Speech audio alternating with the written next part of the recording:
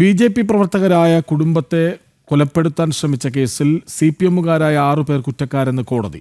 BJP. RSS പ്രവർത്തകരായ കാട്ടിൽ വീട്ടിൽ രാംദാസിനെയും കുടുംബത്തെയും അതിക്രമിച്ചു കയറി കൊലപ്പെടുത്താൻ ശ്രമിച്ച കേസിലാണ് പ്രതികൾ കുറ്റക്കാരെന്ന് കണ്ടെത്തിയത്.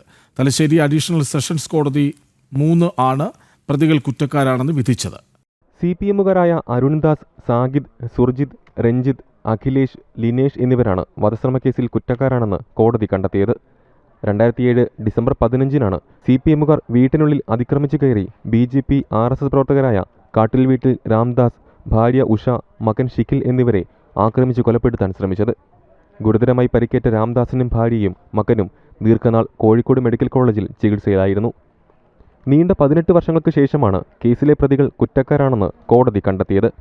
തലശ്ശേരി അഡീഷണൽ സെഷൻസ് കോടതി 3 ആണ് പ്രതികൾ കുറ്റക്കാരാണെന്ന് വിധിച്ചത്. ശിക്ഷ നാളെ വിധിക്കും. കേസിലെ 2ാം പ്രതി സജീവൻ വിചാരണവേളയ്ക്കിടെ മരണപ്പെട്ടു. പ്രോസിക്യൂഷനു വേണ്ടി additional public prosecutor K. Rupesh, advocate P. Premarajan എന്നിവരാണ് ഹാജരായത്. ജനം, കണ്ണൂർ.